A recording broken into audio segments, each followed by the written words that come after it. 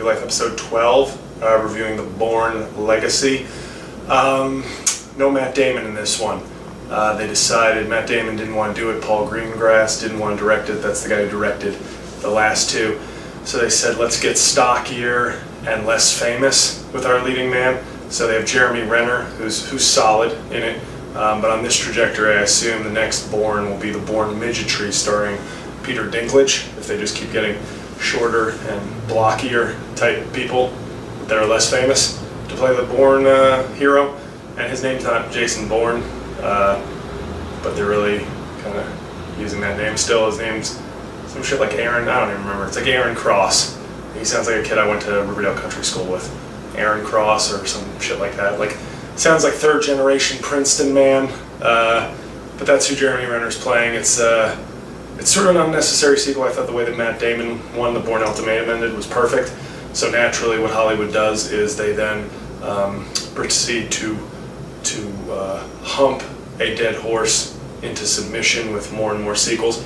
It's kind of like The Amazing Spider-Man, like, hey, this is completely unnecessary and not as good, so let's do it and hope that we can get a lot of money. This is kind of the Kourtney Kardashian of Bourne movies, because the Matt Damon one is the Kim, and as reprehensible as she is necessary and she is awesome in her own way. This is kind of like the step down but still okay, and I'm guessing at some point we'll just hit the Khloe Kardashian level of, of Bourne movies. But this one, it's not as intelligent, it's not as clever, or it's less of a spy movie and a mystery that the Bourne movies were, as he's trying to find out his identity and what happened in his past. This one is just straight action movie. It's just sort of like, oh yeah, there are other projects, and this guy's in another top secret project, and he's a killing machine. He needs to do a lot of drugs to stay with it. See, that's what I like about Jason Bourne. He was kind of your natural, kind of Derek Jeter sort of super spy.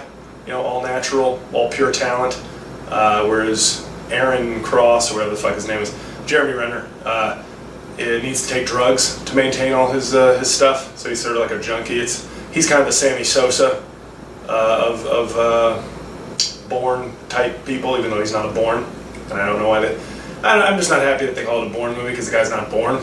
His name is not Bourne, so, and he's not even the Bourne Legacy, because he's from a different project, so it's not even like he's an associate of Jason Bourne. He's from but whatever. #1 movie in the country, so that many people can't be wrong, right? Right. I don't know. I enjoyed it, but it's not great. I'd give it a B, because it's it's got a good cast and everything.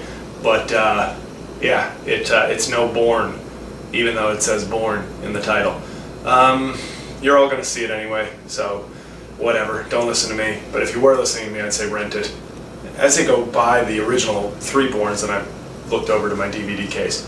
But yeah, it's worth renting.